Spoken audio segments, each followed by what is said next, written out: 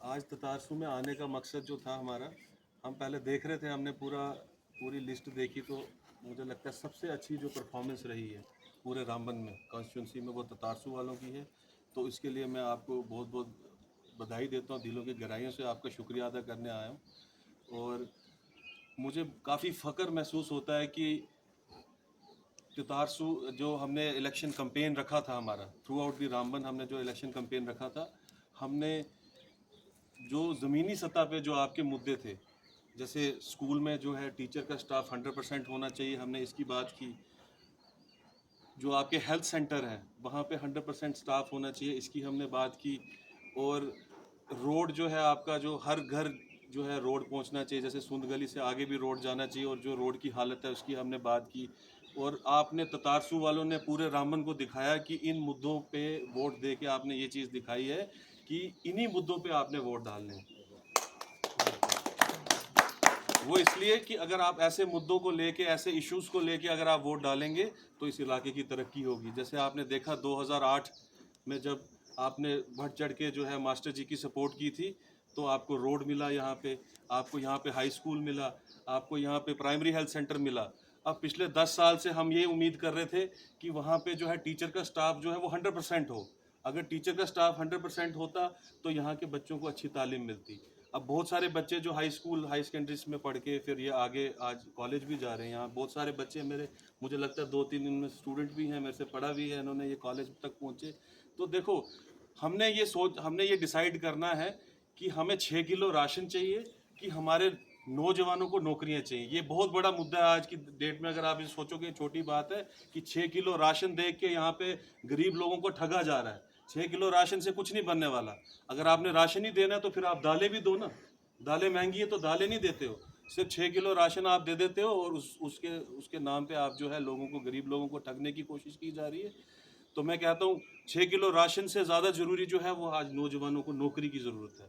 यहाँ पे ना कोई इंडस्ट्री है, यहाँ पे ना कोई बड़ा कोई प्रोजेक्ट है या कोई ऐसा प्रोजेक्ट है जहाँ पे नौकरी मिल सके। तो एक ही रास्ता है हमारे नौजवानों के लिए, वो है सरकारी जो नौकरियाँ होती हैं, चाहे वो 4th क्लास नौकरी हो। तो पहले हमारा डिस्ट्रिक्ट कार्डर हुआ करता था, जैसे रामबन का एक डिस्ट्रिक्ट कार्डर होता था। आप लोग पढ़ते थे 12वीं बेस पे, 10वीं बेस पे और कॉलेज बेस पे, आपको जो है डिस्ट्रिक्ट के अंदर जो है आपको नौकरी मिला करती थी। बहुत सारे जो हैं हमसे जो आगे हैं, बुजुर्ग हैं या 40-45 साल के हैं, वो आज हमारे बीच में नौकरी कर रहे हैं, वो क्योंकि डिस्ट्रिक्ट कार्डर होता था। इन्होंने वो डिस्ट्रिक्ट कार्डर भी हटा दिया, यूटी कार्डर बना दिया। आज कोई डिस्ट्रिक्ट लेवल की पोस्ट नहीं निकलती है। आपने सुना कोई 10 साल में कोई पोस्ट निकली होगी जो आपको की नौकरी मिले? देखो, जब तक नौकरी नहीं मिलेगी तब तक जो है आपके घर का गुजारा नहीं होगा। जब तक घर का गुजारा नहीं होगा, जब तक पैसे नहीं आएंगे आपकी जेब में, तो आप घर नहीं चला सकते। तो सब आपको ये चीज़ समझने की ज़रूरत है कि सबसे इम्पॉर्टेंट जो है आज, सबसे जो इम्पॉर्टेंट है, सिग्निफिकेंट हमारे लिए है, वो है नौकरी। चाहे वो छोटे लेवल की नौकरी हो, 4th क्लास नौकरी हो, लेकिन पक्की नौकरी जिसकी बात कर रहा हूँ मैं, पक्की नौकरी होना।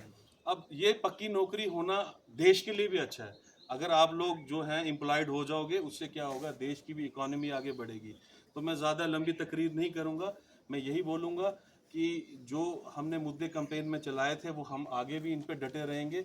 और मैं उम्मीद करता हूँ कि जब कांग्रेस गवर्नमेंट यहाँ पे वापस आएगी, और सेंटर में भी आपने देखा काफ़ी अच्छी परफॉर्मेंस थी, डबल से ज़्यादा सीटें उन्होंने की, कहाँ 40-45 पे बैठे थे और आज 100 को टच कर दिया।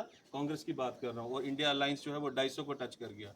तो इन्होंने बहुत कोशिश की हिंदू मुसलमान को बांटने की, पूरी कोशिश की। आपने सुना होगा कि मोदी जी ने लास्ट की जो स्पीचें थी, जब लास्ट का फेज चल रहा था, तो उन्होंने बिल्कुल हिंदू मुसलमान, पहली बार मैंने 70-80 साल में ऐसा प्राइम मिनिस्टर नहीं देखा जिसने ऐसे खुलेआम जो है हिंदू मुसलमान को बांटने की कोशिश की। हमने, कांग्रेस ने कभी ऐसी सोच नहीं रखी है, और हमारे जैसे जो लोग हैं, हम डटे रहेंगे मैदान में आप लोगों के लिए। और ये जो हिंदू मुसलमान को बांटने के लिए ये लोग आते हैं, उनसे हम लड़ते रहेंगे, चाहे हमें उसके लिए अपनी जान भी देने पड़े, हम इस चीज़ के लिए डटे रहेंगे। शुक्रिया।